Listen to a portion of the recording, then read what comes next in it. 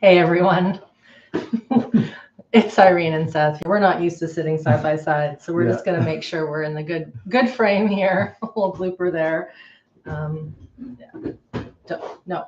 Let's sit here.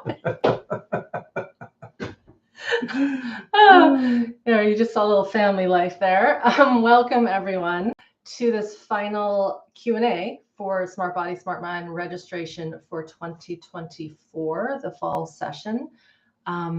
As we get people here on live, just a note, you're frozen. Hopefully we're not frozen. I hope not. Our computer needs some somatic regulation. We're still, I feel like we're not in frame, but I'm not sure. Just move the camera. There we go. That's better. All right. Yeah. So we are here to answer your questions all around SmartBody SmartMind. Just a note for those who are new here, this is my 12-week curriculum. This is something myself and my team, my colleague, husband, Seth, and our 9 other moderators, we have been working on this program for many, many years. This fall is the 16th round of SBSM, and registration closes today. Today. Yeah. I'm losing track of my days. So today is the final day to sign up to become a member and to start. We begin on Thursday with our orientation call at 1 p.m. Pacific. And then on Sunday, the beginning of our modules, the learning curriculum begins. While this is a 12-week curriculum, please know there's no need to finish it in 12 weeks. I have yet to meet anyone who has gone through all 12 weeks in 12 weeks. It takes time to go through this. Many of our alumni have been with us for many, many years. And when I say many, I say 7+ years. This doesn't mean that this course, this program doesn't work. What that means is it shows how important it is for us to pace ourselves, to learn as a lifestyle, to be in this work for many, many years. And then we just keep getting healthier and healthier. We grow more capacity and hence more regulation. Yeah. So other things that I want to mention, because some people ask these questions a lot, so I'm going to just get some of the quick housekeeping notes off our list. You do not need to be live on our calls. All this information is on the FAQ page on the SmartBody SmartMind website. We'll click that or post that somewhere here so you can click over. Everything is recorded, just like these YouTube recordings. We're on Zoom when we're in the training. Everything is recorded. Everything is uploaded to our site that is protected. You have access to it. So if you're on the other side of the world, if you work a day job, whatever it might be, you can always take in this information at any time. The other thing that often is asked, what happens when the 12 weeks is done? When the 12 weeks is done, you still have access to everything. Everything from the first call to the last call, all of our Q&As, all of the training calls, all of the neurosensory exercises. You have that for life.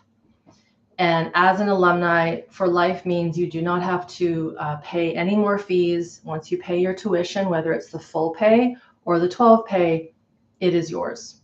Any other questions that are common, Seth, that we might well, in between rounds, it's important to know, once you complete, all the material stays live all the time.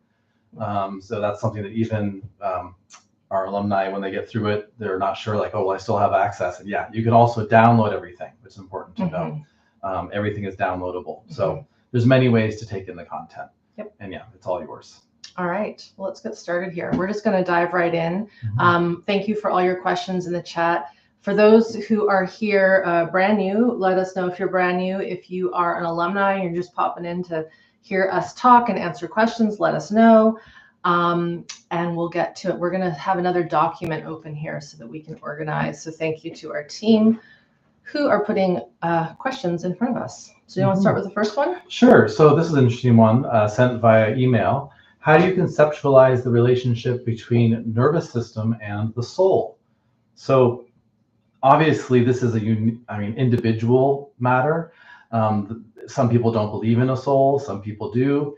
It's totally unique to each person. However, nervous systems are universal. And it really doesn't matter whether or not you believe in the concept of a soul. This is about working to improve our humanness, our ability to be genuinely human. That's what nervous system regulation is all about, is at the physiological, almost just mammalian level, improving our ability to function and be really just creative, powerful human being. Now, if you do believe in a soul, I do, what I've noticed for myself is that as we get to be better at our mammalianness, there's actually a lot more comfort for the soul to be in our body. This system here needs to be healthy and regulated in order to really feel comfortable on this planet, from what I've experienced. So regulation is great either way. It only helps every situation, really. Yeah. And this might be a good time for me to speak about a common theme we see as people go through the curriculum, as they gain more capacity, as they get more regulated, as they get more in tune with their biology. This is, again, for those that are just figuring out what the nervous system is, our autonomic nervous system is intimately connected to our biology, to our physiology, to our heart, to our lungs, to our gut, to our immune system, to our muscles, to our reproductive system, to how our brain works, to how we relate to others, how we relate to the outside world.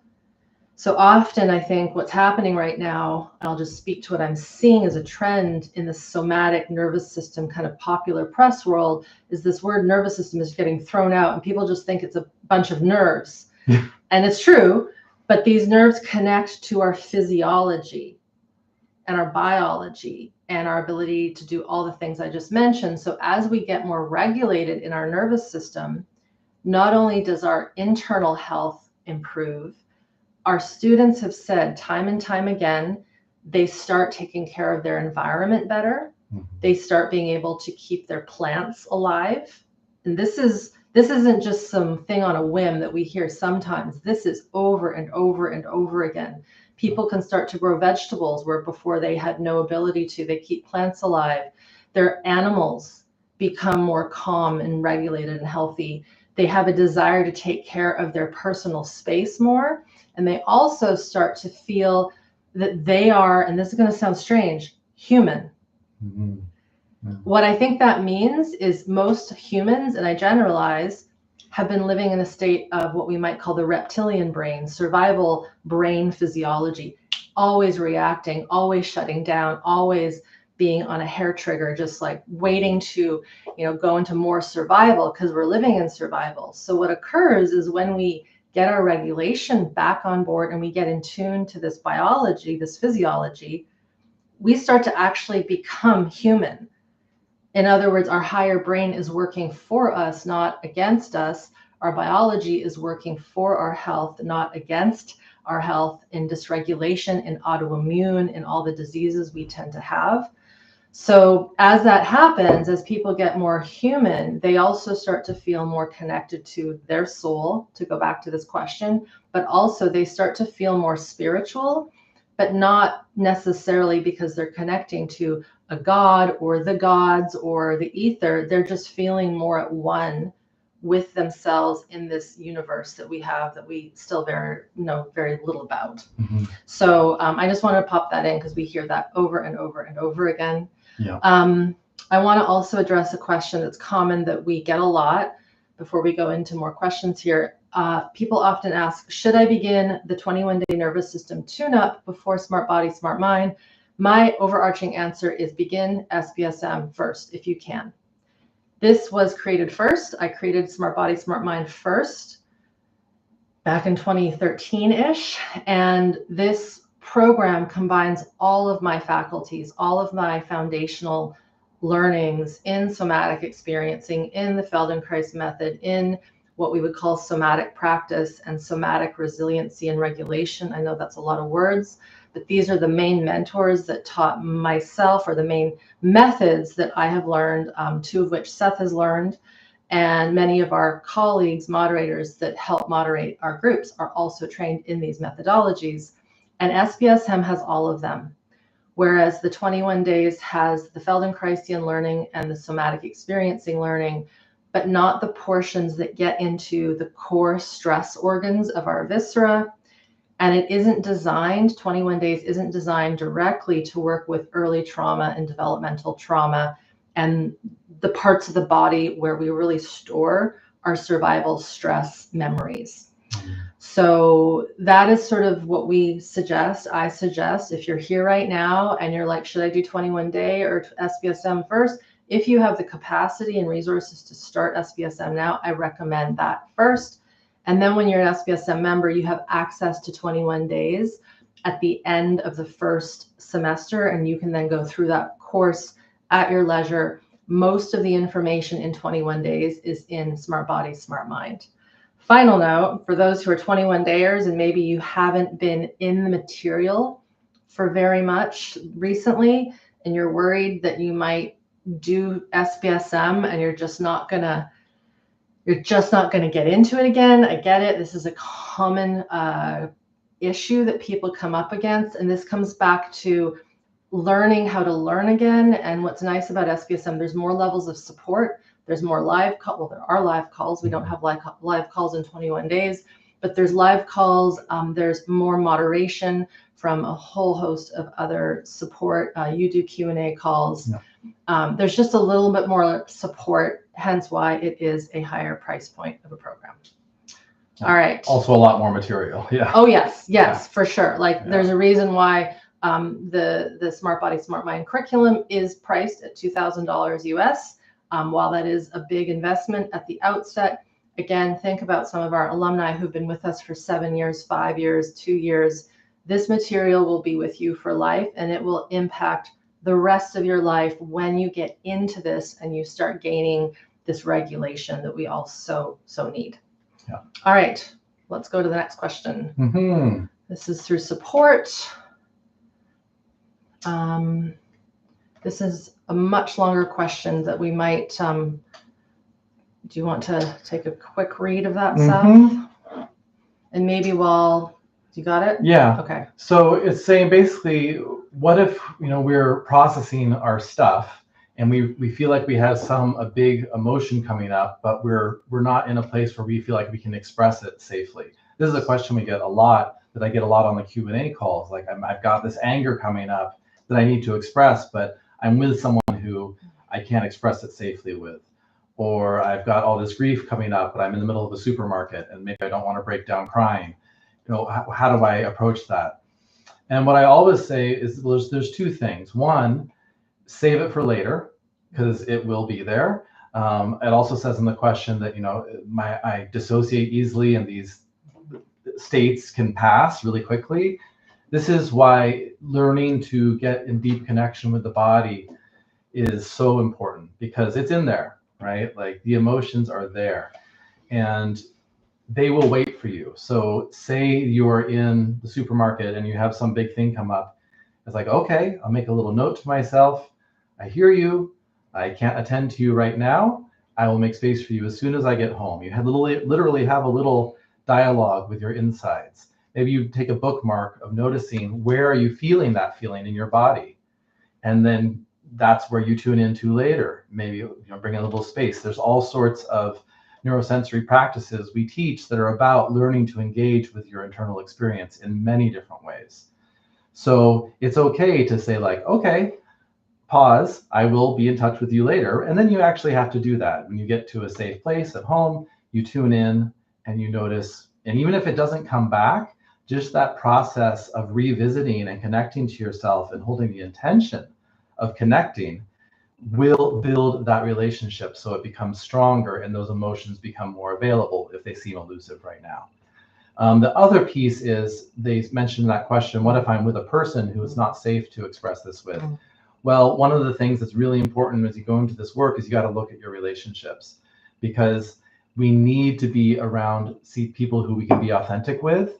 And if there aren't those people, then we need to probably have more boundaries and more time to ourselves with whatever resources support us.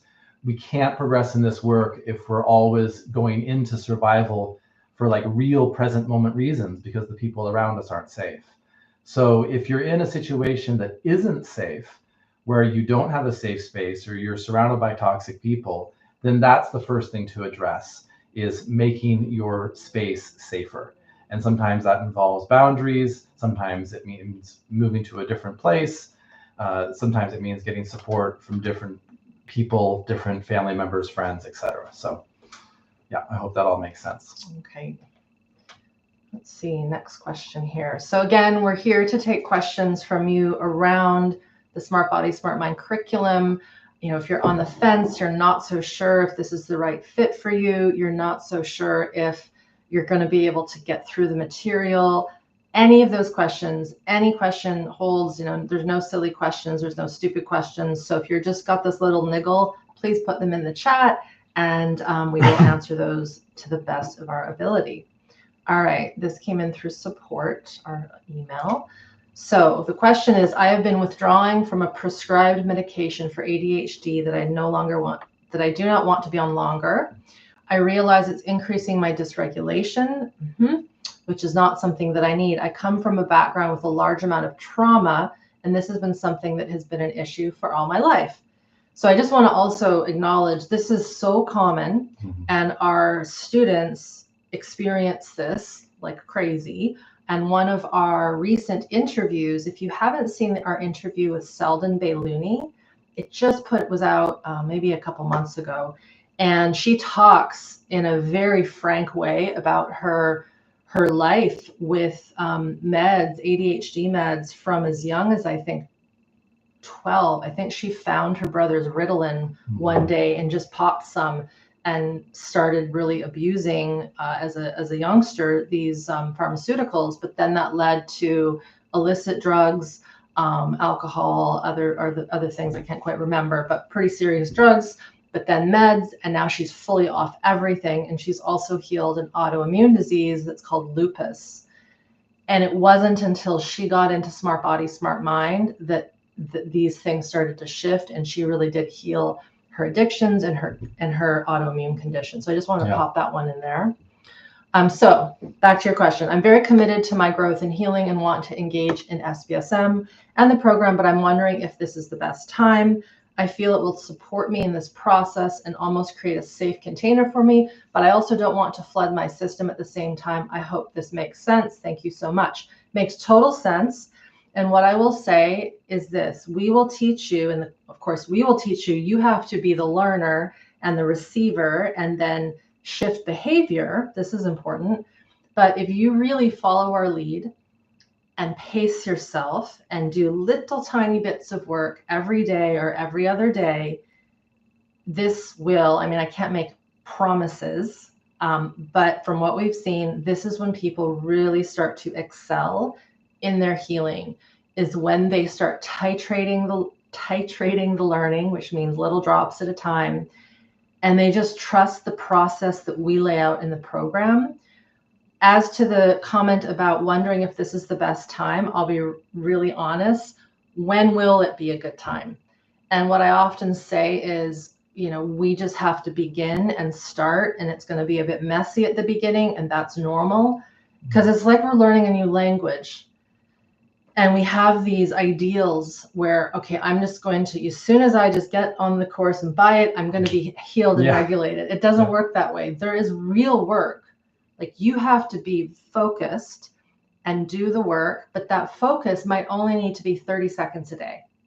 And I know that might seem a little extreme and go, well, how the heck is that going to build more regulation? It will, but it's about the consistency over time. It's also about the type of work we teach you, the type of learning, specifically, especially the organ lessons that deal with more, we could say, the early trauma pieces, the mechanisms of how we become unsafe and end up with things like ADHD. These are inherently connected to dysregulation of the nervous system. And so to work with these, we have to get under the hood, so to speak, right? And really fix the root of the issues that are causing these behavioral disorders. Anything you want to add to that? Well, just the piece about, I feel like this will create a safe container for me. I think that's an accurate sense. I mean, that's what our students say over and over again, is the program site is a very safe space. All the moderation is private within the site. Each lesson has its own page for chat and asking questions and getting support. The alumni are incredibly supportive and welcoming, encouraging. They've been there, like a lot of, like Irene said, a lot of them, some people, this is their 7th, 8th round of doing this, because even though they're healing tremendously, they keep revisiting the material because they understand it's a lifestyle. And they also benefit from that safe community, from that safe holding space that the program does provide. So yeah, absolutely. This next one, when freeze. Yeah, when coming out of freeze, can it feel like freeze, or is this my system actually freezing? I freak out when I feel symptoms of my body collapsing or what feels like it because of past experiences. Absolutely. Yes, as we start to, when freeze comes on, it often doesn't feel like much at all. Like in real time, the function is to numb the body. So, and very often encourages dissociation. So in real time, in a survival response, when freeze happens, it doesn't feel like much at all a lot of the time. And if it's become a habituated way of dealing, we may not even know we're doing it. When it starts to lift, yes, it very often literally feels cold. You literally, like I had this one time where I was like feeling shivering. It was like 3 hours. I just, put my feet in some hot water, sat there all wrapped up and just waited for it to pass, because that was freeze lifting from my body. It literally can be like teeth chattering, feeling numb, feeling cold. Yes, you may feel a collapse. You may feel your breath really slowing down. And it is because your physiology is moving into these past held survival states that it's been holding. And as it leaves the building, we feel it. We feel, and we may remember things that happened, right? And yes, that can be intense. I hear you when you say you freak out. This is why we need to build capacity through education and foundational practices, which is what we start with the program. We don't just, we do our best to really build a solid foundation so that we're not getting plunged into these really potentially alarming physiological states. Because there's a reason the stuff got stuck in the first place, right? It's intense. So yes, absolutely, it can feel like freeze, and just know that we will do our best to support you with all the education, which is incredibly important so we understand what's happening, and also the really foundational lessons, which are about, what are my resources, what helps me soothe, what helps me settle, how can I start to connect to my present environment in little drops, to know where I am, to be here, to be present. Yeah, I hope that makes sense. That's a pretty common experience. And then just to add to that, one of the things that, and this is so common, people are afraid, uneasy about what they feel in their physiology. And this is really normal currently in our westernized culture, because we've just been disconnected from this body of ours. So there's sort of this learning curve when we start to get into this work where our own body responses might seem strange to us. I'll never forget when I was in my Feldenkrais training back in 2004, we were working with the skeleton, and we don't work directly with palpating the bones, but there's skeletal movements that are taught in SBSM that bring in movement of the spine and the pelvis and the ribs and the head and the neck. And they're really beautiful for getting you into this flow of your body again without intense exercise. But I was in this course and someone felt their sit bone, which is like the bottom of the pelvis. She felt her sit bone for the first time, and she had a nauseating, like wanting to vomit response. And there's nothing wrong with that, but what that shows is how disconnected we are from our insides, right? The common one we hear people say is, when I see blood, I want to pass out. And yet we have liters of blood inside of our body, and many people never see it. And so there is something quite, it's like we're getting more intimate with our insides. And that is what lets us not dip back into survival stress. Because if we feel something that's scary, like a threat or a new trauma, if we can feel what's happening and be with it, it exits our body.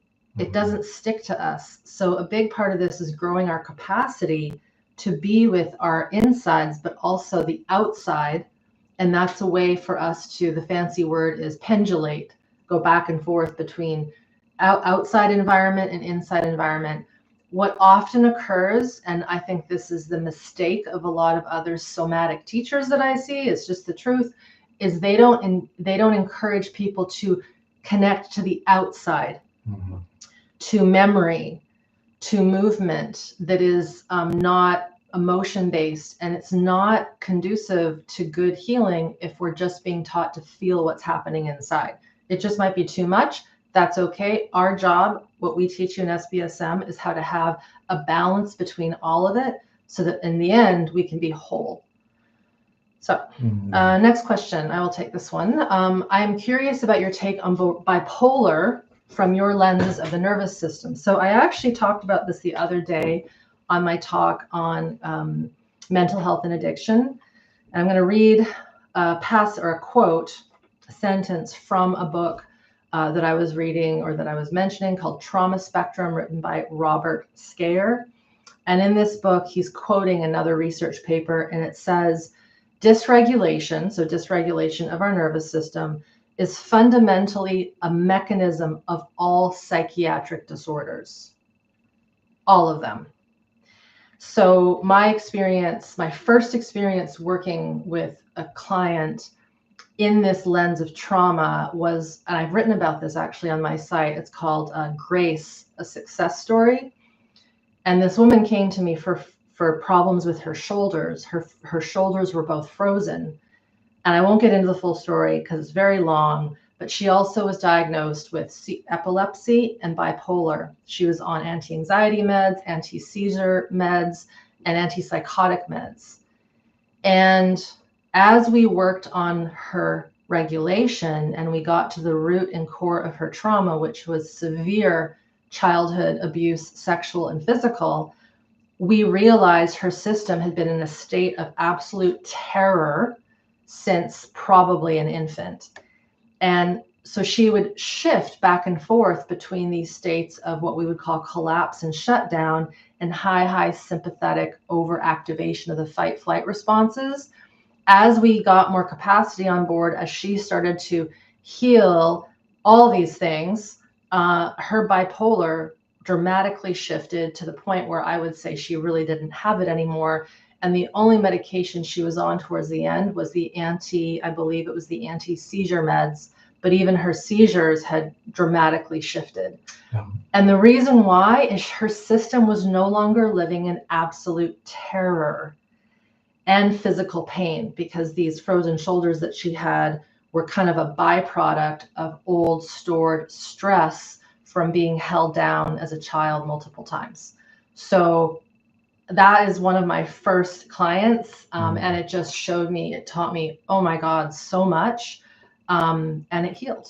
Do you have anything else to add to that, Seth? Yeah, I mean, not really, you covered it, but yeah, just in a nutshell, bipolar is flipping between extreme survival states. I'm in collapse, shutdown, or I'm in high sympathetic arousal. These are nervous system states. Polarity. Yeah. Basically. Oh, interesting. Can you explain how music is used in the course? So there's no music that accompanies any of the lessons or anything. I am a composer and a musician, and I did create a album of music that is intended to support somatic nervous system based trauma healing that is part of the program, but it's optional. It's something that you can engage with or not as you like. Many people do find it supportive, but it's a separate thing. Someone I also saw in there, can I hear samples about that music? So I'm very sensitive to music, and it can't just be wallpaper for me. I hear you. I am right there with you. I cannot ignore music. It's like that's one way we're different. No, we can't. I cannot ignore music. So yeah, no, if you want, I mean, it's available for free, this album, on the site. It is available for purchase through my website. I hate for you to go purchase it when you can just get it for free as part of signing up, but that would be the only way to preview it. I do have other healing music on SoundCloud. If you just go to SoundCloud and look up Seth Lyon healing music, you'll find it. It's pretty good. It's not nearly as deep and powerful and intentional as the music that is in the site, though. But I might give you an idea of my some of my compositional approach. But yeah, totally optional element. Do you want to cover that? Sound healing in general. Yeah. Sure. So yeah, sound healing is an interesting one because there's a lot of people who go to it for healing or maybe even regulation. What I found on my own is that sound healing itself on its own is not enough to bring any sort of real regulation into the system. What it can do is promote a pleasurable state change, right? While you're in the experience, you'll experience some sort of state change a lot of the time, which may mean you feel more relaxed, more peaceful, or for others, depending on the person and the music, you may feel stimulated or annoyed, right? It all depends. Actually creating regulation takes a lot more than just sound.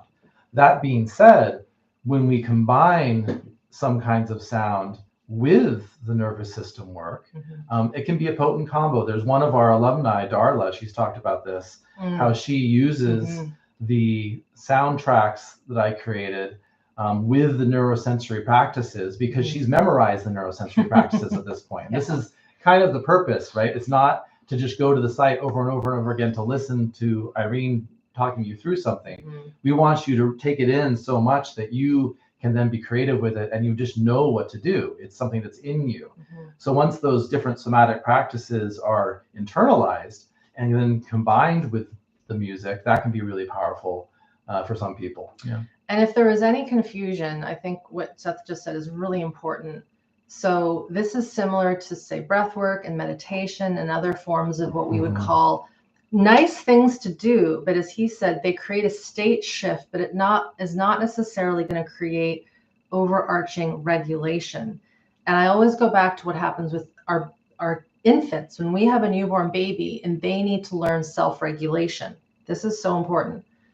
We can't play them a song or tell them to do a breath exercise to help them calm down when they're in physiological distress, whether they're hungry, they're cold, they're scared.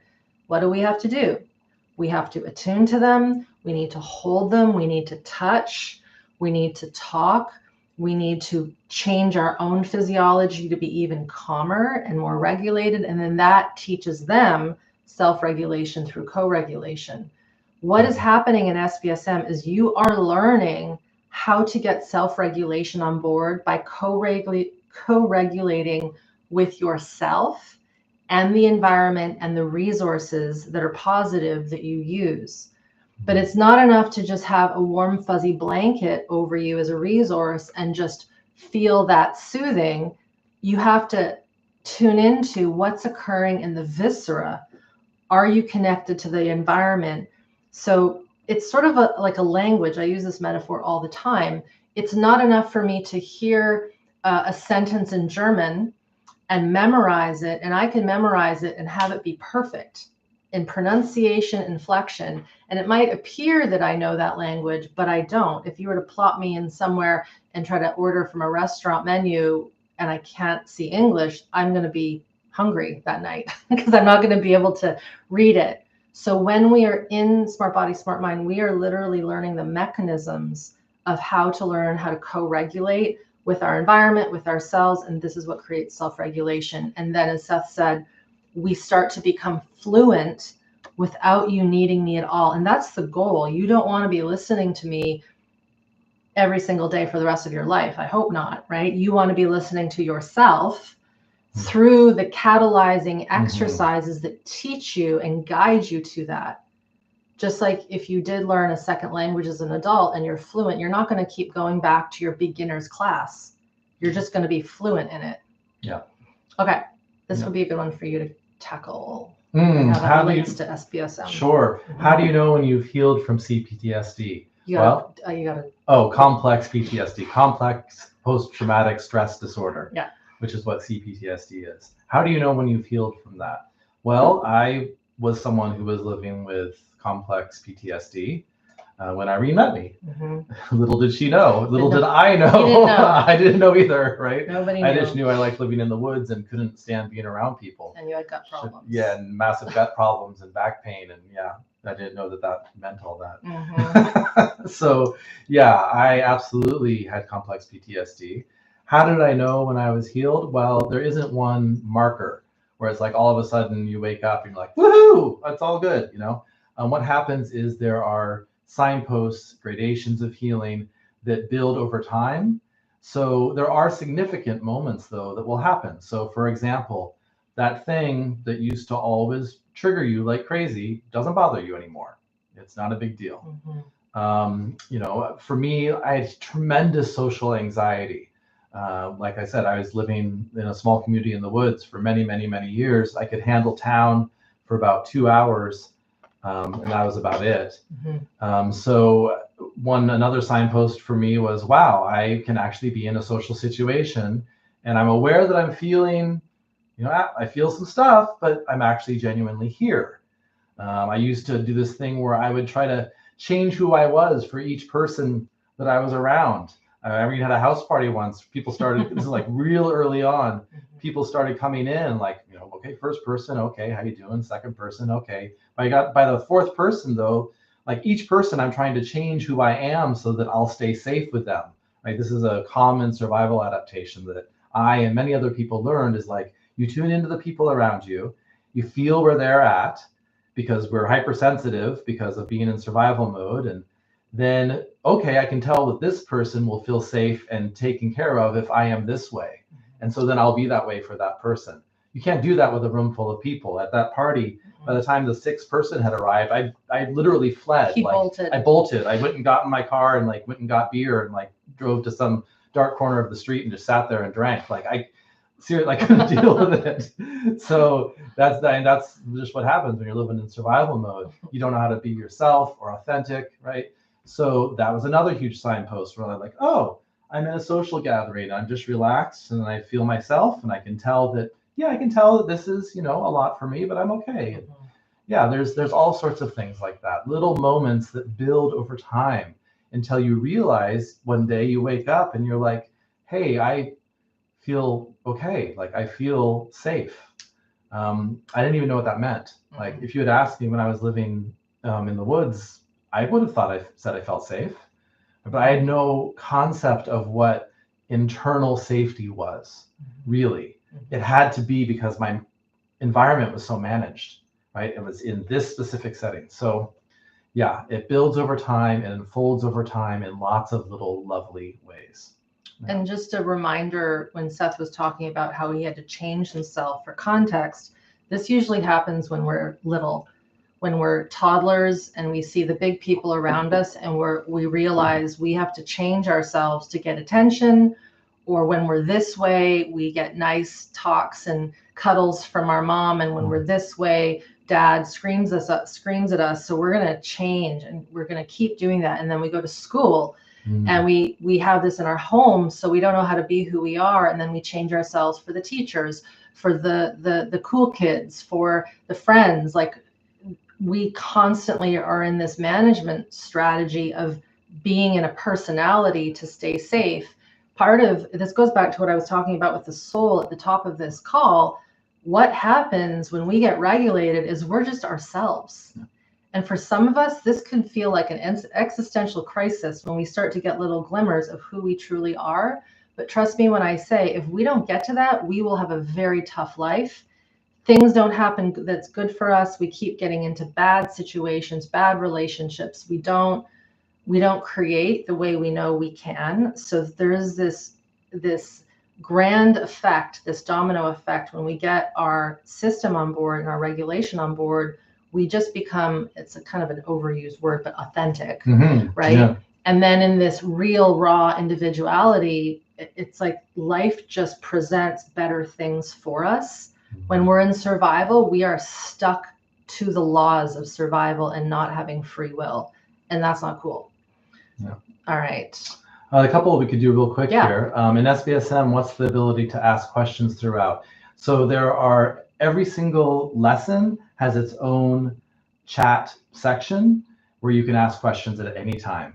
There are moderators in there every day of the week answering people's questions. So you can ask questions whenever.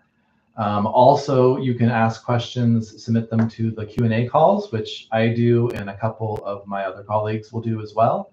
And what we do with those is we'll usually get way more questions than we can answer in the 90 minutes or so that we do the call. So we do what's called a curated Q&A call. We pick the questions that seem like they have the most relevance to the most number of people, and we answer those ones. So you may get your question answered on a live call by me, and of course all the calls are recorded, and you submit your questions ahead of time, not live on the call. So you don't have to be there. You could submit your question 4 days in advance, and then you can take in the recording a few days later and see your question answered. Now, if you don't get your question answered on a call, then you just put it in the site, and one of our moderators will get to it. So yeah, you can always ask questions. There's also a plethora of FAQ sections with each lesson, each exercise of the program. Because we've been doing this for so long, we have got frequently asked questions for you to read. And I can tell you that a lot of people are always asking, Irene, when are you going to write your book? Essentially, the book is in the course. Yeah. There is so much good information and theory for you to study. And it's actually so good. I'm using that theory for my teacher training that I'm doing right now. So know that you are getting the highest level of education, in my opinion, and I think some of our colleagues will agree with this, not even colleagues that work with us, people that have seen what happens when SBSM students go into their professional trainings. I've heard through the grapevine that SE practitioner or SE trainers will know if someone has gone through SBSM because those students are way more regulated and they're just able to take in the information and work in that style because they're embodied already. And that's a strong testament to this being more than just a little course that you do for 12 weeks. It will make you proficient in so many ways. The other thing to note is the curated Q&As are also hosted by some of our other colleagues. Yeah. So we have 3 other moderators who'll be offering their expertise and advice throughout the next session, which is very cool. When is the next round of SBSM? We typically run in March and now, so usually early, I guess that would be late winter of 2025. Yeah, late winter. Well, next one would be spring of 2025. Yeah. Right. It's technically still winter. Oh, right. Oh, yeah. February. Yeah. So it's when it's colder, the days are getting longer. But yeah, that's typically when we run it. And then the second part of this, talk therapy tends to dysregulate me a lot. Does SBSM go through doing similar work? Oh. So there's no talk therapy in SmartBody SmartMind. We don't even ask you what your traumas are. So there's nowhere where we are asking you, tell me about your mother, like none of that. Like there's none of that. You can freely share your past experiences in the way you wish in our forums.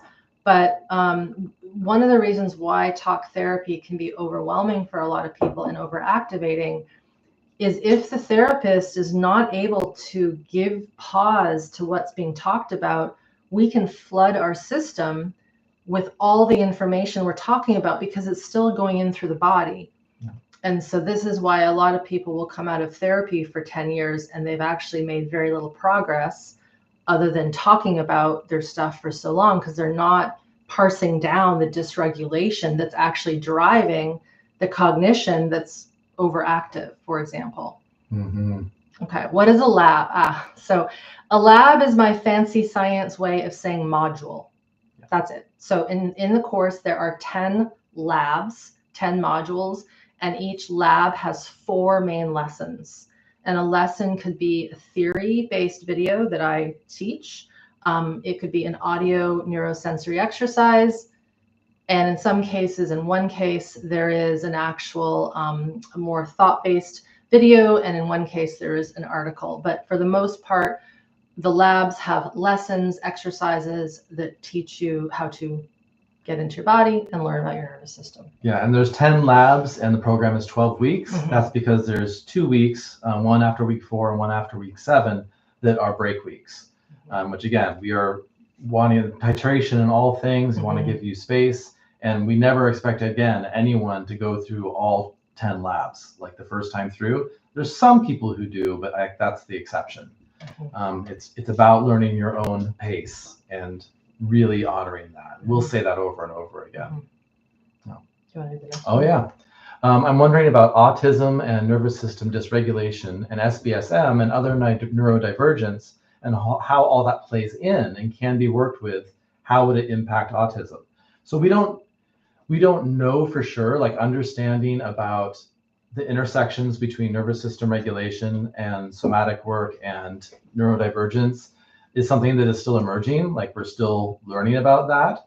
One thing that's really clear to all of us in the nervous system-based trauma healing worlds is that there's a lot of overlap.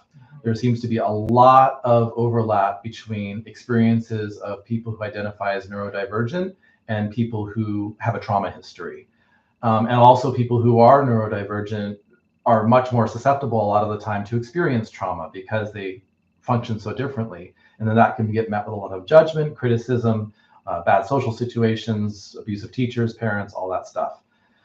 So I will say that it certainly will help no matter if you have a trauma history or not. If you feel like you're a neurodivergent person, then regulation can only help.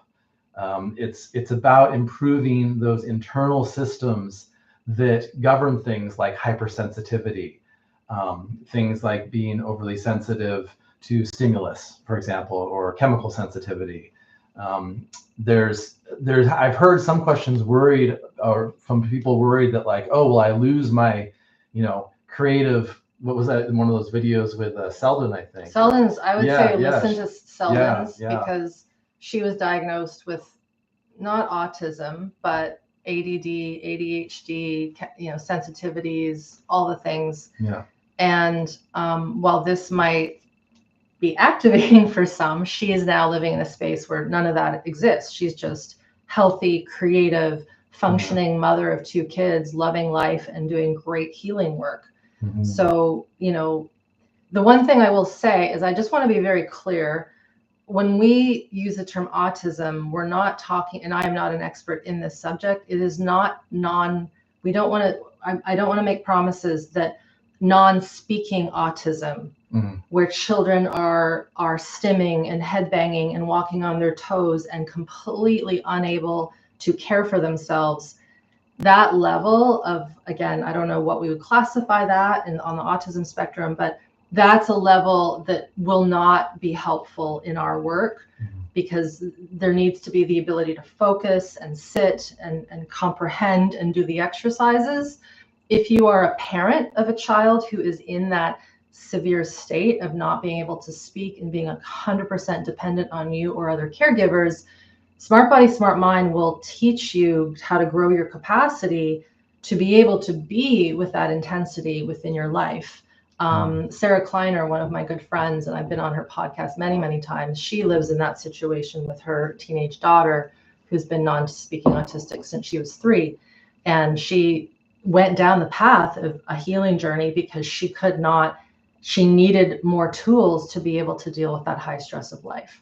So I just want to make sure that we are clear on that level of autistic spectrum versus how we might classify the other spectrums. Yeah, it's such a huge spectrum when we're talking about autism, neurodivergence, et cetera. So it's hard to make blanket statements because there's so much nuance. But one thing we've seen is that if you're someone who's able to take something in, even for just 5 minutes at a time, if you're here, you can benefit from the work. Absolutely. Okay. So I just started the 12 steps and my sponsor wants me to do the steps first. We're working through step 1 at the moment, and I can see the workload may involve 5 to 6 hours a week. Wow. Definitely dovetails with SBSM. I definitely want to do this. Am I taking too much on at once? So I'm going to say no, but that's because I'm biased and I know how essential regulating your nervous system is when you're working in a 12-step protocol. I would recommend watching our video that we just posted with Rachel Martin. Rachel Martin is a longtime student. We did a video, 4 years ago, maybe, after she basically got out of a serious cancer situation and healed her nervous system. And now she is working in a drug and rehab facility in Mexico. And she's doing great work with the people at this center because she understands the root of addiction. And she was someone who had severe addictions. Same with Selden, actually. And as you learn, this is a result of dysregulation of the nervous system. And so it's very important to get to those root levels, in my opinion, in my professional opinion, so that we're not constantly in a state of control, and we're not in a constant state of, managing the things that are creating those addictions, for example. If I can do this, because they also ask, am I taking on too much at one time? And then also these questions, what if I'm going to miss some time within the 12 weeks? Can I still take part? I'm in Australia. I won't be able to attend the live calls. How does it affect my learning? All of these are answered the same as yes, you can do it, because again, it's not yes, we release it in a live way. Like, 1 week we have this lab, the next week we have this lab. But again, everything is recorded, everything is downloadable. So it doesn't matter. You can do it in totally your own time, no matter where you are in the world or what's going on for you. If the 12 steps are taking a lot of time and that needs to be the priority right now, great. Just do the bits of SBSM as you can. Again, it's all there for you to engage with at the way that is right for your unique situation. No. How does this course cultivate a sense of internal safety? I control everything in my environment and safety feels so not possible. I've tried so much. Do you want me to do that one? Sure. Okay. In terms of how, well, where does safety come from? It comes from knowledge, right? We are safe when we understand and know our environment and ourselves. When we are living in trauma and dysregulation, we are oftentimes not even in connection with our body. And when we are connected to signals of danger. That's trauma, right? Unresolved survival responses. So those fight, flight, freeze responses are saying danger, danger, danger within us.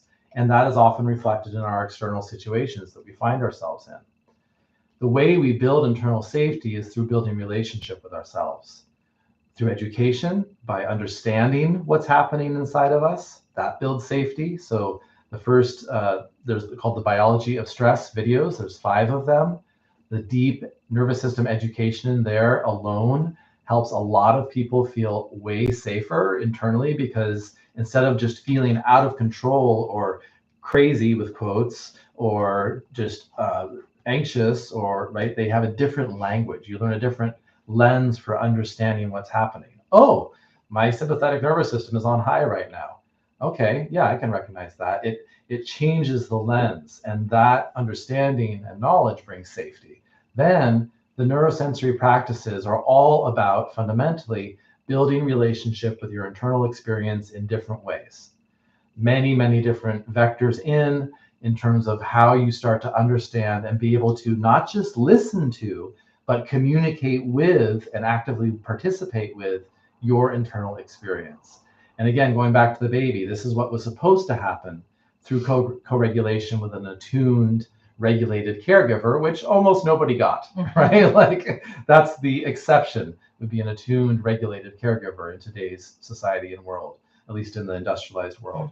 So it's about building that for yourself. You are learning to co-regulate and build that safe connection with yourself and also with the environment, because it's not just about, again, tracking what's inside. It's about being aware of where you are. Where are you in the world? What's your environment? What's going on really in the present moment?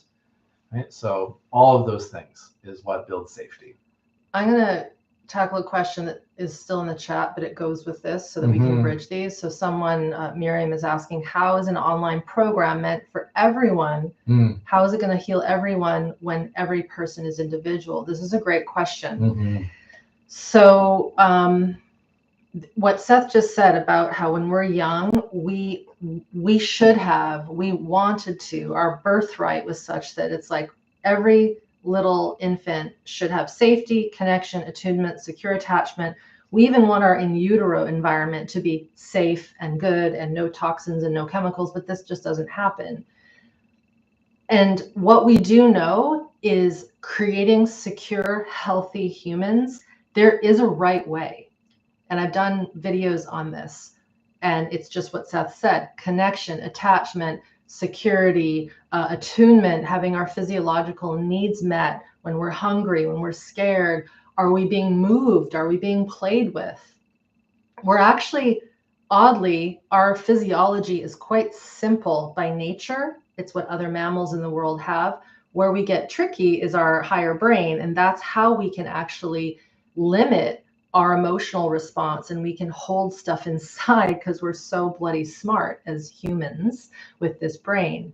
So the way that this online course can be good for many, many, many people when everyone is individual is we are literally going back to the basics of what we should have gotten when we were infants, when we were toddlers, and even when we were teenagers. We get into healthy aggression, we get into working with sound and expression, working with the organs of the body. All these things we wanted to have had normally in a good, healthy environment, but we didn't. And I created SmartBody SmartMind because when I was in private practice, this is true story, I was doing the exact same thing with my clients over and over and over and over again.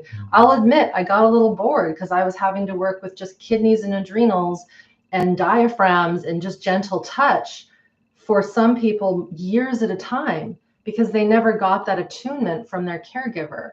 So in the program, I am through the lessons teaching you how to touch yourself again, how to move your body in a way that's developmentally sound, how to think in a clear way without having judgment put upon us and all these sorts of things.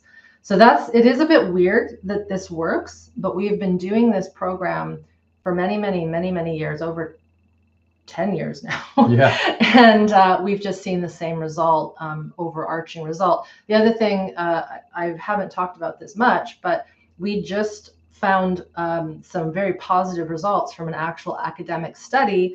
A neuroscience lab took our SmartBody SmartMind members, it was about 4 years ago, through the program. And at the end of it, there were massive differences in mental health parameters, self-agency, the ability to sense the body in a more effective and clear way. I just released a little 6-minute video on my YouTube channel, which was part of a longer video last week. So for those that want a little more evidence-based, like, does this really work? Our first look at that scientific method is yes, it does. And it's very exciting to see that happen. So yeah, I'll also just add, it's like, yeah, what we need as traumatized individuals is universal. Like Irene was just saying, like we all need that safe, attuned connection. And that if we have to build that with ourselves, that's what we do as adults. And that's what the work in the program is. The individuality is how you do that, right? Your unique individual history will determine, one, the pace that's right for you, how you choose to engage the material. Like, for example, all the video lessons are also available just as audio or available just as a transcript if you just want to read, right? For some people, they prefer to read rather than take in a video, right? There's where the individuality comes in, how I engage with the material. And then also your individuality will show up in terms of what happens for you, right? How does your system respond to these practices that all of us need? But that individuality doesn't cancel out the fact that we all need the same stuff, essentially, when it comes to healing trauma and restoring regulation. So question, wondering what the difference is between the shutdown you mentioned and functional freeze. So I can answer that quite quickly. So I was someone who was a master functional freezer. So when you're in functional freeze, you are not living in a life of collapse and lethargy. So you have energy, but you have a very clever way of hiding your shutdown. So you actually co-opt more fight flight energy to push and willpower your way through the world. I did this with adrenaline sports. I literally risked my life almost every day for 20 years of my life. Thank God I never died. But that was one way that I kept feeling alive, even though I was in functional freeze. So functional freeze, it can be type A, it can be, you know, the mother that's like super mom who is just doing everything, working 3 jobs, cooking the good food, but underneath her system is like so exhausted. Whereas shutdown, classic shutdown collapse. You've got the fight and you've got the flight and you've got the freeze, and it's under the shutdown, but the person has, this is where we would get chronic fatigue, lethargy, autoimmune, certain types of cancers, and then of course chronic disorders of depression and chronic anxiety kind of under that as well. I just wanted to get this one because I just noticed that we skipped it. I know this is kind of an unusual question, but you know if there's any connections between gender dysphoria and nervous system dysregulation, functional freeze? We don't know for sure. It's such a new emerging phenomenon relatively in terms of how prevalent it is right now that we don't know for sure. I would say. I would say that we know that if a trauma history is at play with that dysphoria, then yes, there is likely a connection, right? It's fundamentally a confusion about identity, and that can happen for all sorts of reasons. So again, learning to cultivate your authentic self and become more regulated, I imagine would help with any kind of intense confusion and anxiety around identity, but we don't know for sure. I mean, I'll just speak to this, having been a kid, having been a teenager. When we are developing into sexual beings, being able to have babies, especially for ladies, when they grow their breasts and their hips change and they have a menstrual cycle, if you don't have some stability at home that tells you this is normal, that you're feeling a little crazy, that you don't want to be that little, specimen of perfection of this or that, it gets really confusing. And so as a general whole, there's just so much stress in our culture right now, especially in the West. And what I feel personally is there's just a lot of dysregulation occurring. And then how we are with our bodies. Again, if we're never taught, and there really is no rite of passage. No, we've lost the ritual. To really, this is sacred. The body that you have and how it is, we just don't. We're disconnected from our parents. We're disconnected from good mentors. We have this world of social media that's just feeding us so much information. So we're also getting overloaded with so much that we don't know what to focus on. But really, at the end of the day, getting back into our biology, it might seem like a panacea, but it really does. Kind of is. It kind of is. There's a reason humans have survived this long. We have just went with our biology, and by recently, I mean like the last hundreds of thousands of years. Things have really shifted dramatically in the last 100, and even just in the last 30 years. And I think a lot of it is just we're at this extreme level of overwhelm, and we're seeing all these things pop out. Yeah.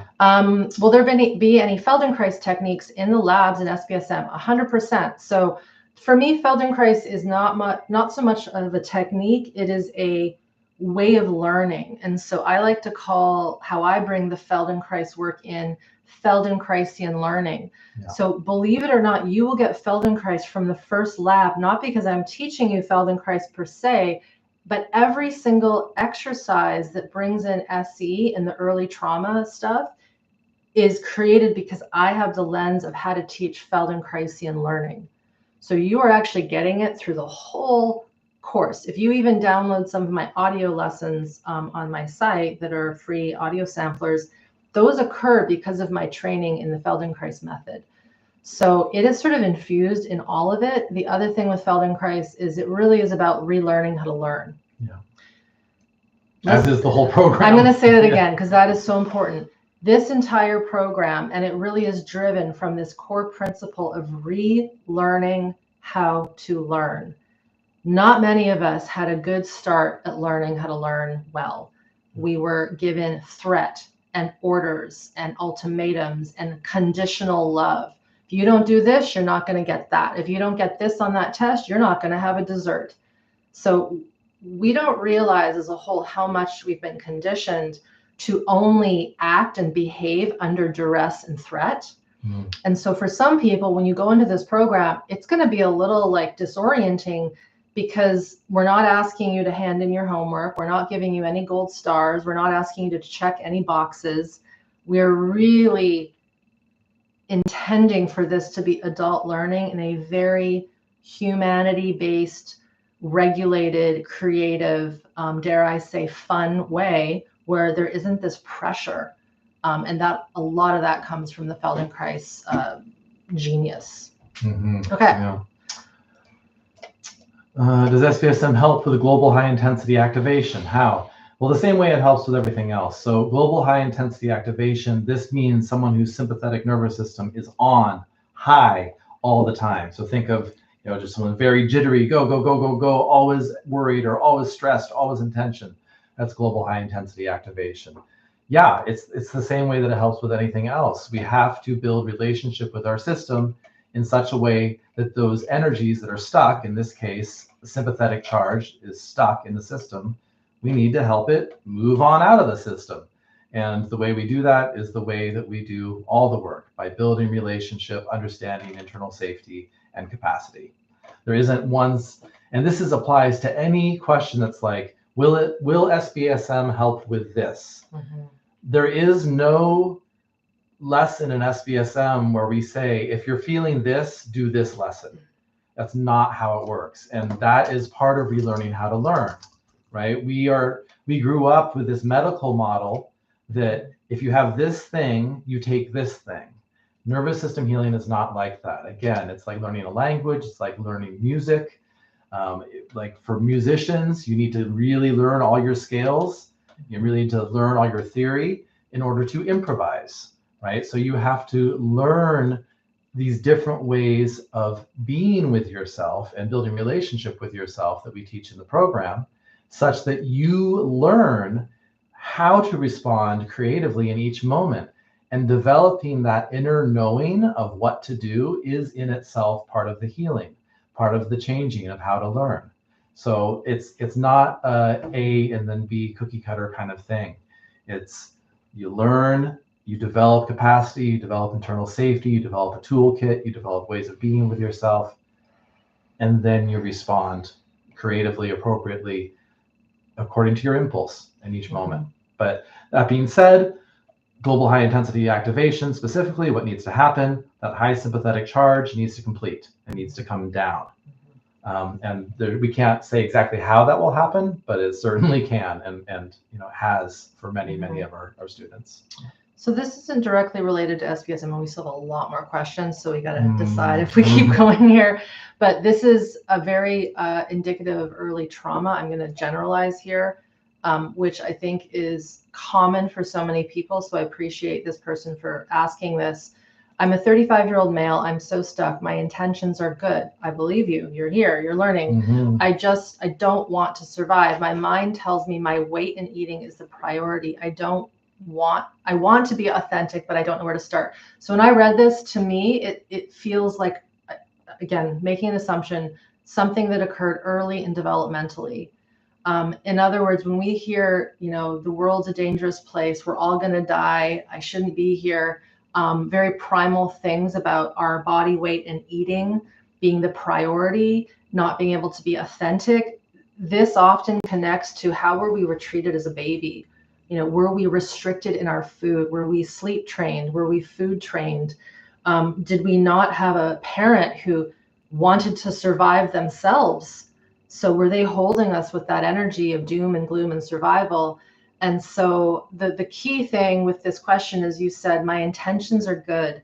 Write that down on a piece of paper and put it all over your house. Because if your intentions are good and you really want to shift and heal, then I would really encourage you to give SmartBody SmartMind a try, because it will get to that core of these bodily functions that we need to have on accurately. In other words, how we eat, how we are within our body, how we are in our general physiology.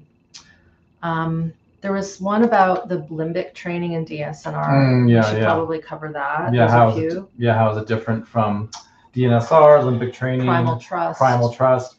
I'm not familiar with Primal Trust. So I know the other one. Yeah, I'll just say kind of blanket statement. I know from speaking to students, some students will get little benefits with these programs, and that's wonderful. Other students will have horrific time, and it'll actually make them worse.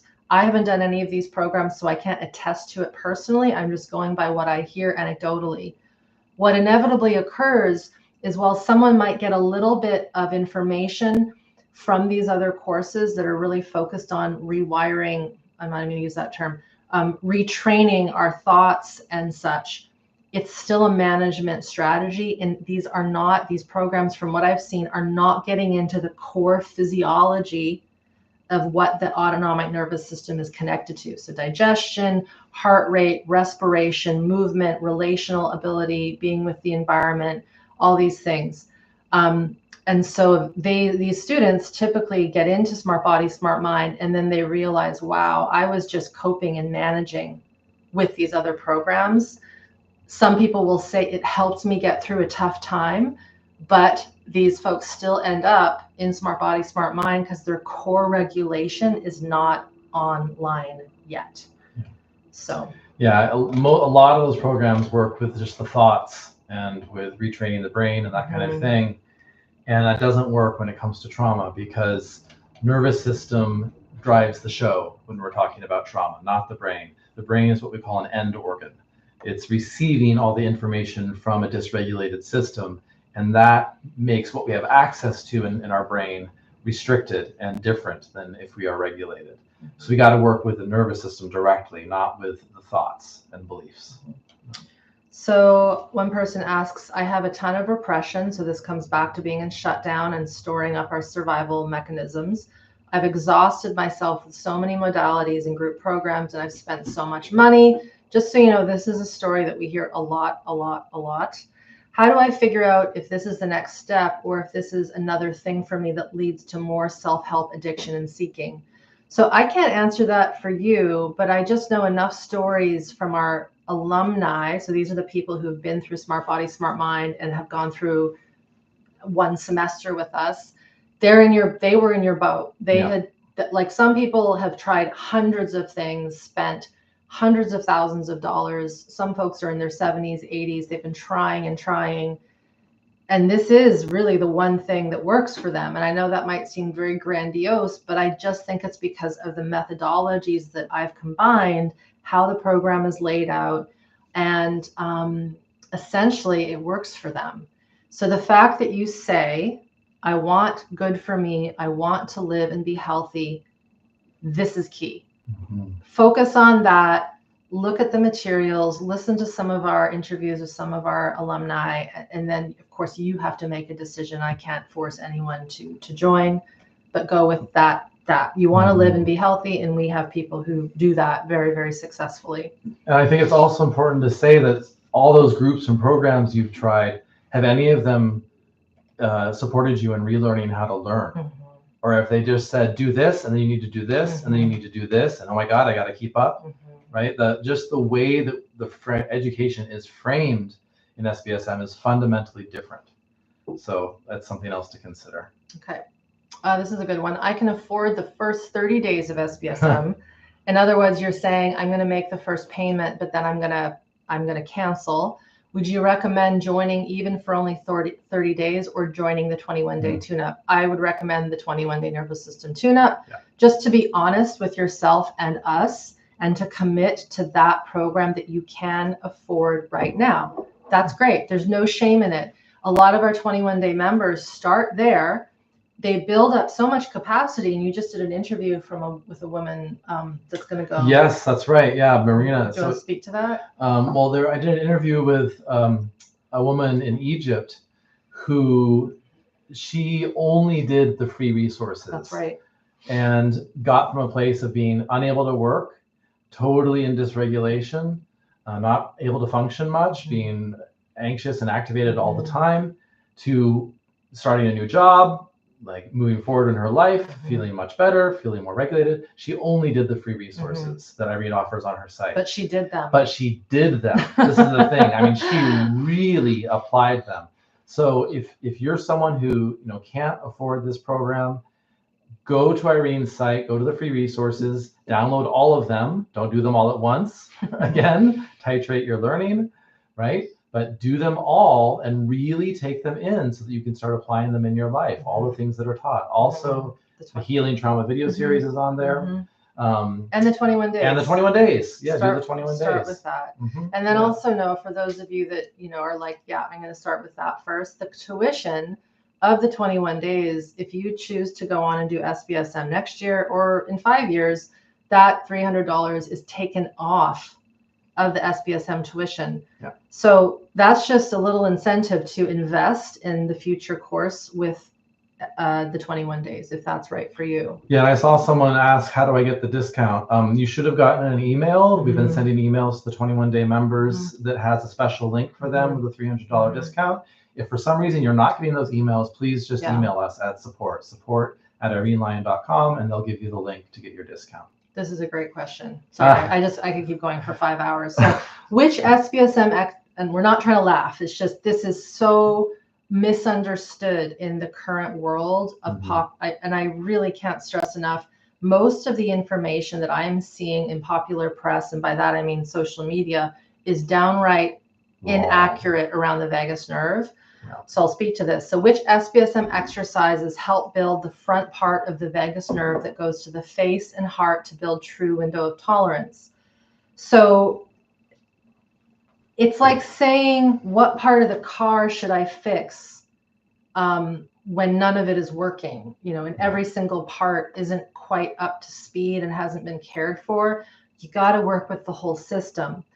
And so the vagus nerve that goes to the face and heart and the throat and the inner ear and other parts of just everything above the diaphragm is part of that's our social engagement parasympathetic nervous system. It's called the ventral vagal aspect of the parasympathetic. When we're born, these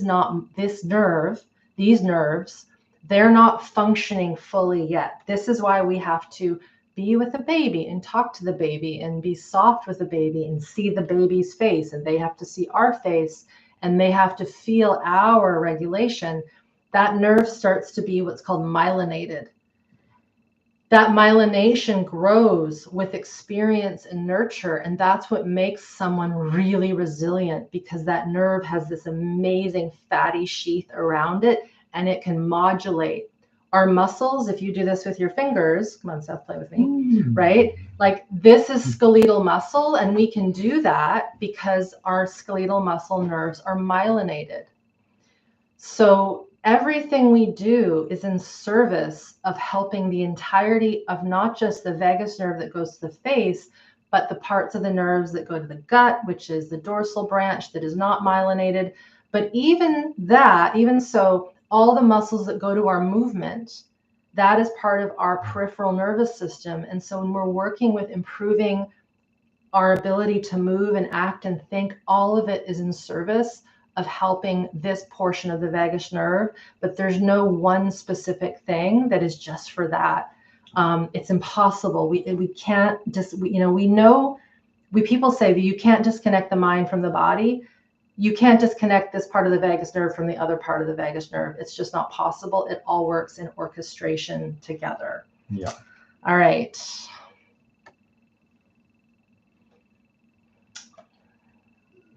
So I ask how it's different from breath work. Yeah. It's the same as a lot of the other things we've talked about. Breath work is one specific thing that's about working with your breath. There are a couple lessons in SBSM that work with the breath, not in any way that would be considered breath work traditionally, as most people would think of it. It's just breath is one tiny aspect of our experience as human beings. We work with the whole human being. So, I saw a question about psychogenic seizures. Is SBSM safe? So psychogenic seizures are when you're having seizures that aren't caused by an electrical storm in the brain, but are due to high activation in the system. Essentially, it's an expression of the sympathic on overdrive. That's what I spoke about at the beginning. Yeah, my old client. That's right, and I had a client with that too. Absolutely, they went away. It's about getting that sympathetic charge out of the system. So yes, SBSM is absolutely safe and effective for that. Again, you will have to learn the pace that's right for you to engage with the material such that you don't get overwhelmed. And we will over and over again support you in doing that. I'm in a state of dysregulation right now, dealing with my hatred of injustice, finding myself bombarded with injustice each time I step outside, not dealing well with people in the world. SBSM again? Yeah. Yeah, Right. you got it. Yeah. Well, so here's the thing. Yeah, the world's not always a nice place. There's lots of evil and injustice and corruption in the world. How do we develop the ability to not be so hurt by that? It's by becoming powerful within ourselves. And that comes from being in connection to our authentic self and coming from a place of regulation. When we are regulated and connected to our authenticity and our life force, which is what comes with regulation, you're still aware of the injustice in the world, but it doesn't hurt you personally. It's like you may feel empathy for those that are suffering, and you may feel a sense of anger towards people who are corrupt or acting with injustice, but it's not something that dysregulates you. It's just like, yeah, I'm aware of that. It sucks. It sucks. Maybe you do a little healthy aggression work, which is part of what we teach in the program, how to use that aggression instead of it turning to hatred, because hatred is poison. Hatred is what happens when our aggression is internalized. We need to learn to work with aggression in a healthy way so it can be expressed powerfully, which is another part of what builds that authenticity, that life force. So yeah, absolutely. It's about building that capacity to face the crappy shit that's in the world sometimes. Yeah. And when we have regulation, we can look at all the crappy shit, as Seth said, and it really doesn't trigger us. It might piss us off mentally, but it's not. We just want to make sure our physiology isn't in this chronic state of fight, flight, freeze, shutdown. So it comes back to your own physiology and really taking care of your internal health. Because when we do that, then we can actually be of service in the world to the areas that we want to help. Yeah. But not out of kind of vengeance and I'm going to, save everyone because there's so much injustice. It's out of real deep caring of just being in service, but without that edge of being kind of stuck in victim mode. Yeah. One way to think about it is if you're in survival mode, anytime you encounter that energy in the world, it's going to ping into you and stir all that up. Right. And there's plenty of opportunities for that, Lord knows, so yeah, we have to resolve that stuff on the inside. What if I experience vicarious trauma because of emotional and verbal abuse every single day? Then you need to focus on improving your situation, I would say first. So this work is not for someone who is in a war zone, who is in an abusive household, they can't escape. There's no point, because if you're in a real time survival situation where there is actual threat and danger, you can't do this work. You have to have a safe enough environment in order to do it. So if you're someone who's in that situation, we'll encourage you to do whatever you can to get out of that situation and improve your external circumstances first. Okay. Did you ever experiment with Safe and Sound Protocol by Steven Porges? I have not personally. I obviously have full respect for Porges in his theoretical seminal work around the polyvagal theory, but I don't have personal experience. Do you have any clients who have dabbled with Safe and Sound? Yeah, I do. Okay. I have some clients who've used it, and it's been helpful, especially for some kids. It can be a nice resource. Again, it's usually not enough on its own to build regulation, because regulation is more complex than that, especially as adults. For little kids, it may be really helpful. That's what I've seen with a couple clients who've used it, that their kids responded really well to it. But it's something we would view more as a resource and something that is helpful for soothing and settling, more so than something that's actually going to create regulation. Listening to your talk of tubes, that's right. So tubes? Yeah, that was, for a minute, I thought YouTubes? No. So I used an example the other day that essentially our physiology is just a bunch of tubes pumping stuff through, whether it's blood, nerve signals, organs releasing pancreatic and gastric juices, all those things. So you say this area below my sternum suddenly screamed at me when I was talking about this. Can this kind of tension release quickly in SBSM? I can't answer that question because everyone's different. We have some members, it can. Yeah, some members will dip into one lesson, and the moment with the intention that I'm offering and they really are in it, they'll have this massive shift others because they have so much more functional freeze and so much more skill at not feeling their bodies. It can take months, even years, to get these releases. So everyone is really different, but the most important thing is we do see people have these organic releases. When they occur, we can't tell you. This is in reference to someone with chronic pain. If you haven't watched my video on chronic pain and chronic illness that I did on Thursday, be sure to do that. But can this help with chronic pain after a car accident? I think you mean prolotherapy injections, strengthening, stretching don't help.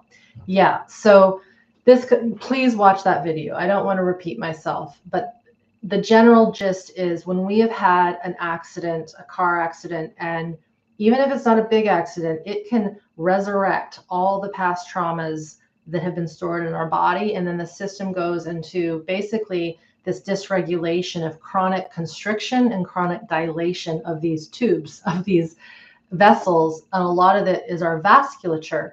And this is why stretching, massage, while it might feel nice in the moment, it isn't going to reset, so to speak, the baseline. So we need to be able to get under the rug, under the hood of what is causing these dysregulated signals to go to our muscles, our fascia, our gut, all the things that create chronic pain and tension. We probably should wrap up pretty soon. I've seen a few things come in, like, can this help with cystitis? Yes. Can this help with chronic anxiety? I talked about that on Thursday again. Yeah. If you have a question like, will this help with this thing? Ask yourself the question, is the thing you're asking about connected to the autonomic nervous system? So if it's connected to any automatic function of your body, any organ, right? If it's part of that, then yes, right? Autonomic regulation improves everything. I've had many clients with cystitis and it goes away because it's part of being in sympathetic overdrive and the resulting inflammation. That's just one example. So if your issue is connected to an autonomic function of some kind, anxiety also, that's the flight response and overdrive. Yeah, absolutely. Yeah, and it's the same with things like POTS. Someone says, ask vasovagal syndrome, where you see blood and you pass out. 100%. You know, again, this connection, we can't stress it enough. When this autonomic nervous system, just to give a quick overview, when our fight and flight and freeze and shutdown responses are running the show, this is us in survival mode. The parts of our autonomic nervous system that are digestion and circulation and hormone production and bladder urine production, excretion of wastes, everything that occurs in this physiology of ours, we know about the illnesses that come with it. If we're not working with the underlying survival stress that drives the autonomic nervous system and these systems, we're not getting to the root. And this is why a lot of people will maybe change a diet. They might change their stress levels. They get into a better relationship. Things start to shift a little bit, but then inevitably they pop back into pain, chronic illness, these symptoms, these syndromes, because that core nervous system is still on fire, right? It's still looking for the threat, looking for the danger. So that is how these all connect. I list in the video on Thursday a whole host of ailments and issues that are connected to what we would call autonomic dysregulation. Yeah. All right, everyone. One question, is there a trial period? So again, a lot of these questions are on the site. A lot of these answers are on the site. You can go through SmartBody SmartMind. We have like a classic 30-day guarantee. So you go in, you try the lessons, you try our calls, our Q&A. And the one thing I will say is, please don't expect a miracle in the first 4 weeks, because typically that doesn't happen, just like you can't learn a new language in 4 weeks. It's about the process. It's about how you're interacting and engaging and like, I can do this little bits at a time. And if you can do that, then from our experience, this will make a huge difference in your life. But of course, if you're like, And we've had some people that just like, I can't focus. My system is too dysregulated to sit and listen for even a minute. Then we're like, that's fine. This might not be for you right now. And that's okay. Yeah. One thing I wanted to address, just because it can apply for a lot of people, if they're in the program or not. How do you know you're doing the exercises correctly? If I'm doing the free resources, how do I know that I'm going to do this right? That I'm not going to overexpose myself or do too much.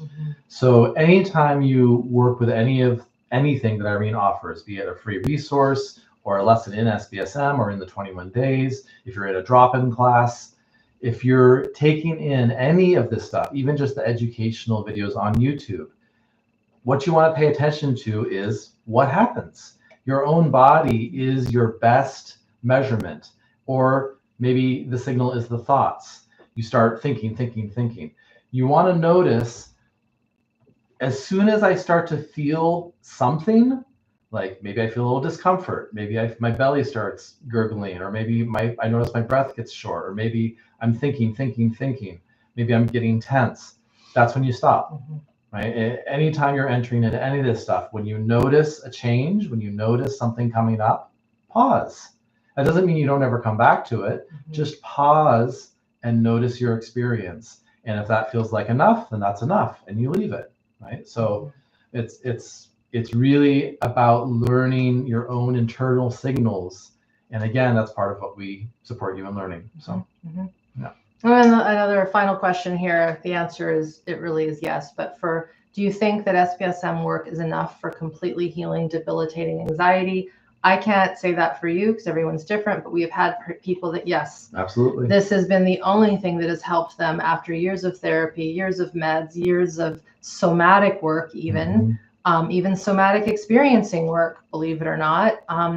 And a lot of the reasoning behind that is what just Seth said, is just this slower approach. The reason why I believe, and I've written an article on this, why does this online healing thing work? It is because when you have had enough, you can literally close your computer, press stop, and have a break for a day. Versus if you're going to a therapy session, in some ways, people override their capacity to be in an hour-long session because they need to get their money's worth, and they don't want to, offend the therapist and say, I got to get out of here, right? So this debilitating anxiety at its core is stored survival stress. It's as simple as that. And yes, we've seen people heal from this many times over. And also important to know that if you do SBSM, that doesn't mean you only have to do SBSM. Right. Like maybe you also want to see a talk therapist, or maybe you also want to see a somatic experiencing, or do massage or physio. I saw a question about a car accident. Maybe you need osteopathic support or chiropractic, right? It doesn't mean you have to stop other things that are helping. It will mean that other things that help can help more as you become more regulated. As the system gets more regulated, it has increased capacity to take in good work of all kinds in a much more effective way. And you can bring in multiple vectors of support. It's just that a lot of people find that, oh, this is actually working much better for me than that practitioner I was seeing, because of exactly what Irene just said. I can do 5 minutes of work and not have to like buckle down and make it through an hour because that's what I paid for. So yeah. Okay. I saw another 2 questions. I got to answer them. Oh my God. So hold on to your bladder. You will not fall behind. It's not about falling behind. So just generally speaking, people worry about falling behind. It's not possible. I try to get that language out of our mouths, right? Yeah. Someone also asked, will I fall behind on the 21-day tune-up because I've now registered for SBSM? There's no need to continue the 21-day tune-up if you're in SBSM. Yeah. Park it, pause it, come back to it next summer. It doesn't matter. That content is in SBSM. That's why you get the discount of 21 days when you join SBSM.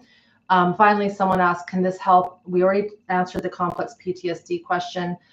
Scapegoat syndrome, 100%. Narcissistic abuse syndrome, yes. One of our alumni, her name is Mary Tulin. She is a scapegoat recovery coach. She has done SBSM, and she will also say it was the one thing that helped her really get out of her trauma, because it's getting into the biology of what occurs when we are at the hands of narcissism growing up and being the scapegoat of the family. essentially, as you said, you're living with PTSD, complex PTSD, when you have that environment growing up. It's not just for people who have been in war zones or natural disasters. It can be from being in an environment that is toxic without even physical abuse. Verbal abuse is enough to create complex PTSD. Misattunement is enough to create complex PTSD. Yes. I mean, just if you are born and no one ever accurately attunes to your biology and your soul and your personality, it's terrifying. That's terrifying. And there could be zero overt abuse, and you can still end up with complex PTSD just because of never being received and felt and attuned to at that deep level. So yeah. All right. Thanks, everyone. This has been a very full hour, 2 hours almost. Again, today is the final day for registration for SmartBody SmartMind. I hope we've answered as many questions as we have answered as many questions as we can. Hopefully you understand the real root of what we're working with. This isn't about symptom management. This isn't about quick fix. This is about restoring real regulation back to your system. We've seen it happen with our alumni, our students, over and over and over again for many years. For many, this is the only thing that has really, truly worked for them. So if there's like this pull, even there's a little bit of fear in there, we really encourage you to take that next step and give this a go, give it a try. If there is a question that you just didn't get, it did not happen, we didn't answer it, email us at support or go to our FAQ page and just go through those questions. And we'd love to have you in the course. I'll start officially on Thursday with our orientation call at 1 p.m. And then the course proper starts on Sunday.